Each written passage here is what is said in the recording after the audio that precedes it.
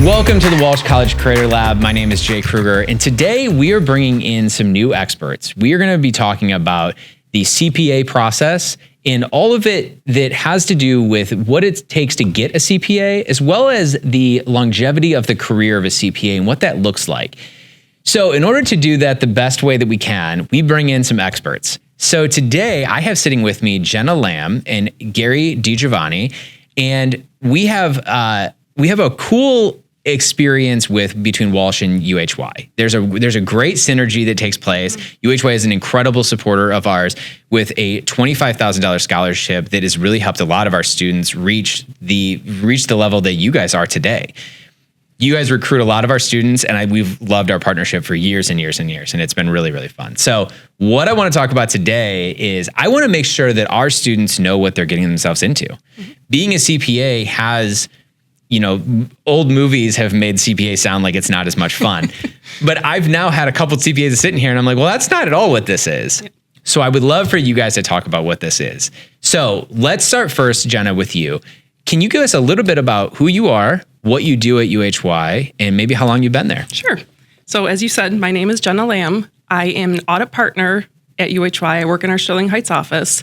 I have spent pretty much my entire career there, over 15 years. So like I said, I'll keep it a round number. Yeah, nothing wrong with that. Nope. But 15 years at a single company is pretty incredible. Mm-hmm. That must mean UHY must be doing some pretty incredible things. Yes. And we're going to talk about that in a little bit. I'm excited to hear kind of your perspective on that, having been there for so long. Absolutely. Gary, how about you? Yep, my name is Gary Degiovanni. I'm a senior manager in our tax department in the Sterling Heights office. I've been there just shy of 7 years, which is pretty much my entire career as well. That's great. That's great. Well, again, I'm looking forward to reading into that a little bit more about the longevity of being at UHY. That's very cool. But let's start off first with talking about CPAs as a whole. Mm-hmm. CPA, the title has gotten a little bit of a bad rep, but from what I heard from many interviews now with CPAs is it's not what the movies portray it to be. Right. So tell me what it was like to get your CPA. What was that process like? What did you love? What was a little bit scary? Maybe what was scary ahead of time and turned out not to be so much in the long run. So Jenna, why don't you go ahead and start first? Sure. So again, 15 years, it is a little bit of a memory at this point in time. So I think maybe once it's done, I do block certain parts off. So you'll have to fill in some of that. I mean, overall, it feels at first like a continuation of school. So especially when you're prepping for the test, I think that to me was the scariest part. I don't know if Gary would say the same thing. So let me stop you really quick. Yeah. So it's not part of your education. So it's after, so you have to graduate first in order to do that. You have to graduate with 150 credit hours. So that's the bare minimum. Obviously there's a certain mix of classes that you have to have. Okay. But there is like a block that it really can be in anything. So that's kind of one interesting twist with that 150 rule. Yeah, that's interesting. So when somebody says I got my CPA, it's not a degree. Right. They didn't go to school to get a CPA. Right. They went to school to get an accounting degree, which is the building block. Which is the building block to it. Yeah. So your degree is the foundation of something that is larger in the end. Yep.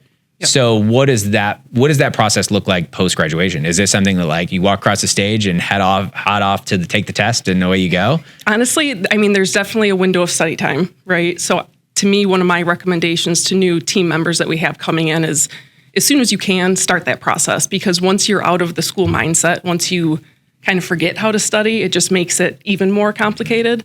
You get your degree, start studying, pass the exam. There's a certain time period, I think it's based on hours, that you have to then be eligible for that CPA. I don't know if you would add anything to that. Gary, what was your process? Mine was pretty similar. So I actually started studying for it while I was getting my master's degree, which in hindsight was probably a little too much, but I wanted to get it done while I was still in the school mindset. Right. You can start taking it once you have a bachelor's degree. You just can't once you pass it, you can't be licensed until you have 150 credit hours.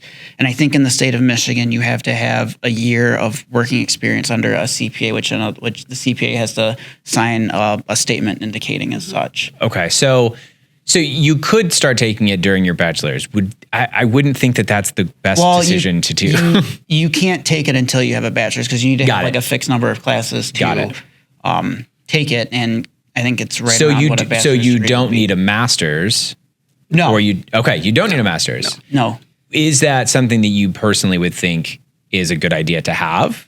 or do you think that you learn enough in your undergrad to be like, I think I could pass this? Well, so from my memory, the exams are pretty much structured with the same concepts that you learn in your undergrad. So Okay. I would say, in my opinion, an undergrad will get you there. Okay. If you have the school mindset. But I think with the way a lot of things are set up educational-wise and traditionally, you get your 150 and you get them out of the way so you can like just go head first into the exam once you're done with school and get your work experience at the same time so you can knock out the experience and getting the exams done simultaneously. Got it. Okay. So then let me ask you this. You also have a master's in accounting. Yeah. So what was that? What was the value of that to add on?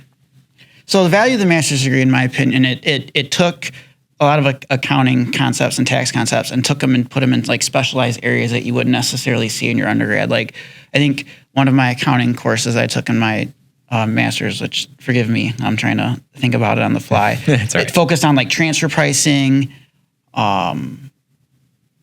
in like construction accounting, like things that you wouldn't necessarily see every day More that are industry so specific. specific to like a certain industry.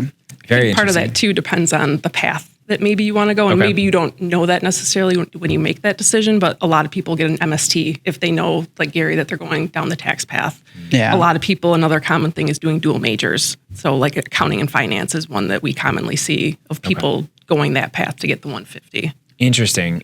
Okay, so you can specialize then. Going into it now.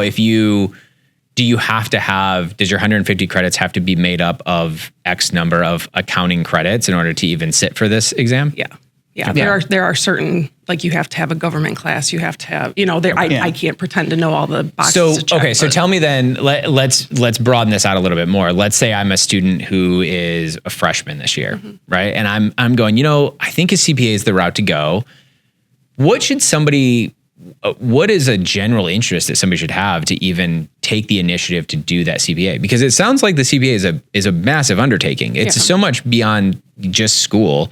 What kind of person should I be if I'm going to even consider going the CPA route? Kind of person, I would say really just somebody that's motivated, somebody that has the longevity and wants that career path. I mean, I think from that perspective, again, you kind of hit on it earlier, people have this perception that it's the number cruncher, the person that really loves math. Right. Such as a very small fraction of what I do on a day-to-day basis is Really? math related. It's more people, it's more communication, it's more building relationships. Talk to me more about that. What is it? So what does your day-to-day look like? One of the things I love about it is it's different every day. Okay. I can come in thinking I'm going to do X, Y, and Z, and a client, a coworker, somebody may need something that could completely change the trajectory of my day. And what kind of stuff would they need? If a client is going through an acquisition, say they want to do some kind of M&A activity, or if they have a new bank loan that they want me to review, or again, if a coworker has a family emergency pop up and they need help covering an engagement. So it could be a variety. Okay. And Gary, what's your day-to-day look like? Is it similar? I would say it's very similar. Like I don't usually have the same days like back to back. Like right now we're coming up against the tax deadline, so I am unfortunately looking at numbers a little bit more than I usually would. But for the most part, like I'm helping advise my clients on the situations they're in. Like I have a client going through a transaction right now, and a lot of the time I've spent recently has been helping them through that and helping them understand the tax implications of that. I spend a lot of time mentoring and developing our younger staff and Okay. stuff like that I think is very helpful. Yeah, I'm sure. And I had a chance in my earlier part of my career to be a corporate trainer, and I found that I learned so much more by going through that training process with people. That I'm starting to teach them things that I'm learning now myself because I'm having to go back and think about it from that new person experience side. Tell me what it's like. What does the career path of a CPA look like? You pass your CPA, and now you said you have to work a little bit first. Is that a state of Michigan requirement, or is that a national? I think most states have a similar requirement, but it's based on the state that you Okay. you're So licensed in. you've maybe gone into a firm and before you have your CPA, now you've passed your CPA. What does this career look like in those terms? I think one of the good things, especially the public accounting route, is it can be different for everybody, right? Okay. So at first when you come in, you're really just trying to soak up as much as you can. I'm There's sure. so many different things to learn, the job, the people, the process. So learning is a huge part at first, and then that slowly transitions to where you're teaching as well. Okay. So then at that point in your career, maybe once you've been there 3 to 5 years, it's kind of you're taking it in, but you're also passing it on. Right. So I really enjoy that about the career. Like Gary said, the mentoring, the helping people grow, helping people meet their goals. So, Yeah. So, okay, it's just, okay. So now you're 3 to 5 years in, now you're doing those kind of things. What is the next step in that career? Is a CPA a role that you get in on your first job as a CPA and that's where you are for the longevity of your career? Or is there promotions within that? What does that look like? So, I mean, really the growth is whatever you want it to be. Okay. So I started as a new hire out of college, and I moved through the ranks and became partner. So it's really, it took me X number of years. Maybe somebody can do it a lot faster. Maybe it takes somebody a little bit longer. So it's really based on the individual.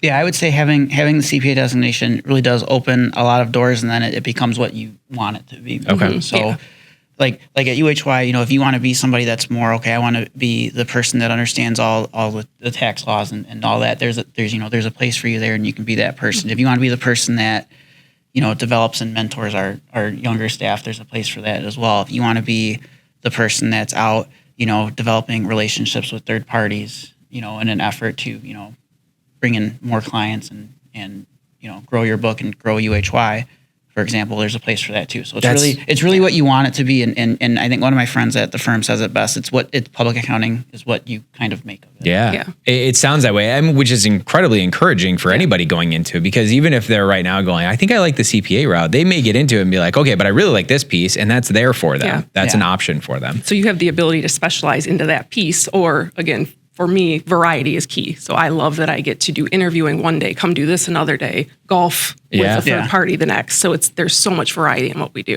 It's incredible. So, okay, so now you've both been at UHY now for the duration of your career. Tell me how you found yourself at UHY to begin with. So for me, I obviously went to school at Ferris, like you said, other side of the state. I knew somebody that worked there. Okay. And so in my mind, I had basically almost accepted a job on that side of the state, got invited to interview, walked around, saw the way people interacted, kind of got a feel for the culture, and just it felt like home. So that to me is what drew me here. An incredible feeling. Yeah. And what brought me here was a little bit different. I wasn't sure when I was in Walsh if I was going to go the public accounting route or the industry route. And I took a short-term job in industry, and then things kind of went a little sideways from what I thought they were going to be. So I had to make a change. And one of my good friends works at UHY. I was like, hey, you should, interview here and give it a shot. And I did. And 7 years later, here I am. And you're still here. Yeah. So now you've been there for a while. What is it like to work for UHY? You talk about it feeling like home, which is an incredible thing for any employer would love to hear anybody that worked for him to say that, right? What is it like to work for UHY? I mean, for me, it's always been about the people. So I genuinely enjoy the people that I get to work with every day. It's rewarding. You get to help people, like I said, both internally and clients meet their goals. So I think just the variety, it's all of those things that keep me really engaged. Yeah, and I think I would agree with that with the people. Like for me personally, like I've developed a lot of friendships over the years just by being there. Like we're all there and we're all kind of dealing with very similar issues each day, so it's easy to bounce things off of people.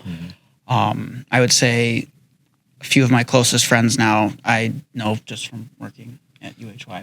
Yeah. And one thing kind of on that note too is if you think about what other industry do you have that many people all working together that are of the same age group, that are kind of growing up in the ranks together? I can't think of any where you have those hiring classes that really experience it all together. Well, and you all stick together, it sounds like. I mean, for you guys to have both been there for the duration of your career so far shows like if you came in with a group, you guys have probably all worked together and gone through life experience. Yeah. I mean, you're both learning from everybody. At the same time, you're going through having kids at the same time. All these things are probably happening around the same time. So I would imagine that you get those relationships building from even outside sources. Yeah, absolutely. One of the things that gets brought up a lot when we talk about UHY with our students and our alumni is talking about what is that UHY culture and how at home it feels. They've talked about some resource groups and the work-life balance and the things that happen there. What are, from your perspective, what are some of these resource groups? What is the work-life balance that is like UHY? So it really is on the individual, right? So if I think about myself going back, 15 plus years ago when I started, I didn't have a family, I didn't have kids, I was living by myself. So I was going at 100 miles an hour. Right. I wanted to go as fast as I could. I wanted to move up as fast as I could. Fast forward 5-10 years, I got married, I had kids, I needed to peel back. So I peeled back to, any ranging from 20% employee to a full-time employee and was able to do that. So I think having that flexibility is huge. And so just a little bit more background on myself. I started at UHY out of school. Around the time I had that first kid, I went into industry at GM. I probably shouldn't say the name. I'm not sure that matters. But again, private accounting just wasn't for me. It just didn't fit. Well, and that's nothing against the company. That's just absolutely. you discovered that wasn't for you. But that's part of it. I mean, I do think that it would be good if you guys could explain a little bit, because you guys have both referenced it now. What is the difference between public accounting and industry? So industry is you work for one company. You have one set of management. You have one boss, theoretically, but you are working for one company. Okay. Within public accounting, I mean, could you name how many clients you work on? No. So you're working, and much. again, you get the benefit of working in different industries. You have different, CFOs, controllers, management teams that you work with. So it's, you work for UHY, but you're almost touching everything. Yeah. And you also get exposure to several different areas within, like for me, for example, I see, over like a 6 months period, quite a few areas of tax, whereas in industry, I focused on one small area of like a balance sheet, for example. Okay. And then I didn't know anything outside of that. Right. So it's very, you get stuck. Yeah. Yeah. It absolutely makes sense. And no, I don't think, because some people will go in and be like, no, I want the stability of having the industry thing. Yep. So just because it wasn't for you doesn't mean it's not for the next person. And that's great. So it's good to know that both of those sides work. So, okay. So you had a career that changed paths. And so you work in industry, you figure out that's not what you want to do. Yep. You end up over at UHY. Now you have this culture. Something that's discussed a lot is, what is it like to develop yourself in your career? So you start over at UHY now, and you start at entry level, and then what? What is that? What does UHY do to give you those opportunities for growth? I mean, it give you resources, right? So there's people willing to help. We have teams, like Gary said, I don't have to be a specialist in everything. So if I'm advising my client and they are in a situation that's maybe out of my knowledge base, I know who to call. I don't have to have the answers. So they give you the resources and really the time and the experience to just develop in whatever fashion you want to take your career. Yeah. Now, Gary, is this one-on-one stuff? Like, do you have time with your managers? Do you have time with your team? Do you have time with outside teams? How does that process work? So yeah, there's one-on-one time. So usually like in a day-to-day of like somebody who's coming to UHY and starting their career out, you get assigned a buddy that kind of works with you to kind of help you, like show you the ropes and like, that's cool. So tell me about the buddy thing. So is this is this somebody that is your equal level? Is this somebody that is, equal level, different team? It's usually equal level or a level above on the same team. Okay. So usually it's somebody with 1 year to 2 years of experience and help them get accustomed to being at UHY and getting, used to what the day-to-day is like. And then you have like a manager that will help, go over their workload, if they're working on projects, like give them some advice on, here's something that you did really well, and here's an opportunity where you can do this instead, like on other clients and other jobs with other people, and kind of move up a little faster. Yeah. So we're always giving advice and giving really good, productive, constructive feedback on helping everybody improve and grow. I would imagine that as a new hire into the industry, it would be so nice to have somebody that you knew you could call and be like, I'm stuck, or this I'm feeling this way. How am I supposed to do this? What am I supposed to do? And like Gary said with the buddy, it's purposefully somebody that has that year and a half experience mark, because they remember what that feeling was. They remember the questions that they had and how they felt about it's fresh going on. It's fresh enough to remember what those questions were, but also have the history to know the answer to them. And what an incredible program. I mean, that is something that I feel like any industry could benefit from implementing. I mean, what an incredible way, especially on those entry-level positions. And I would imagine that through the CPA side of things and the accounting side of things, it can be scary. And especially if you guys are working with clients that are all over the map as far as what they need, if you're coming in day one, that's got to be a little bit terrifying. So to be by yourself would be not great. Right. And that's very much, we take a team approach. Like, we are definitely a team from, not only the office, but then you have our industry groups or our service lines, but then also the engagement team. So if you are new, you're never approaching anything alone. Like, you might be working on a small subset of the project in total, but you have the team, you have the support, you have the people to ask those questions to. That's very cool. Very cool. So, all right. So last question, if you had an opportunity to sit down with one of our, let's say somebody in their final semester of their accounting program, and they are starting to look at different firms that they would join, what would you tell them? Each of you are going to answer this. So I'm going to put you on the spot, but who has to go first? Yeah. I would tell them to come to UHY, obviously. Obviously. But what would be that encouraging thing? So, I mean, because we're in a region of the state where there is a ton of options, right? So why? What would you tell them to encourage them, one, to finish what they're doing, get their CPA, and then ultimately to end up at UHY? I would tell them to stay disciplined. If you're pursuing your CPA exam, my advice would be, make a schedule, make a plan, and stick with it. That goes a long way with getting it done. That was kind of what I did. I literally printed out a calendar. I'm like, I'm going to do this day, this, that day. And I stuck with it, and it helped because sometimes things come up in your personal life that can distract you. Yeah. And, planning, not to fail, I think kind of goes a long way. Yeah. With regard to, coming to UHY, I would say we are a great firm to work for. We have a ton of people that are just awesome to work with. There's a ton of opportunity right now within the firm. Like, we're growing like a weed. And with that, there's always room for people to grow with us. So we're growing like a beautiful weed. Beautiful weed, yeah. I guess I probably worded that poorly. Michigan native grass is kind of a weed. It's beautiful. Yes. Love it. Grass. Love it. All right, Jenna, what do you think? What's your insight? So here's what I want you to do, because I know that everything that you just said is exactly what you'd want to hear, but I want you to put yourself in this position. Now, I know you said it's been a little while. I have a hard time believing that, but let's say you had a chance to sit down with somebody. Now, these are students who they've decided that they're going to finish. Yeah. They're going to do this. Yep. But they have a lot of decisions in front of them. Yeah, absolutely. So what does that conversation look like when they're panicked and they come to you and go, what do I do? I would, again, stay the course. I think that degree is a wonderful thing because there's so many variety, like so many different paths that you can take. So definitely good choice. I'd congratulate them. But then just be open to learning and trust your gut, right? Because like you said, public or private, audit or tax, there's so many things. And for somebody that doesn't have the life experience to make that decision, it's almost not fair. Yeah. So I would say be open to learning, be vocal. It's your career, so absolutely steer it. And just, again, trust your gut. Try to get as much experience as you can. Don't be closed to any opportunity because, again, until you experience it, for example, I hated my audit class, hated it.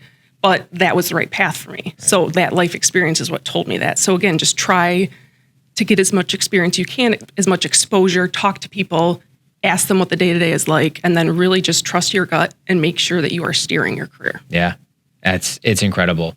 Well, Jenna, Gary, thank you guys so much. This was really fun. On behalf of Walsh College, I want to say thank you to UHY. The scholarship goes a long way. We have a lot of students that are very excited. I know you guys are also instrumental in getting our student group back up and running again so that we can have something that is great for not only for you guys recruiting some of the best students, but also getting our students prepared for what is to come. Right. And I think that, based on what you're saying, that really aligns with what UHY is and making sure that you have that partnership and we're able to build and our students are able to build their careers ahead of time. So thank you. Thank you both. Thank you. And thank you guys for coming.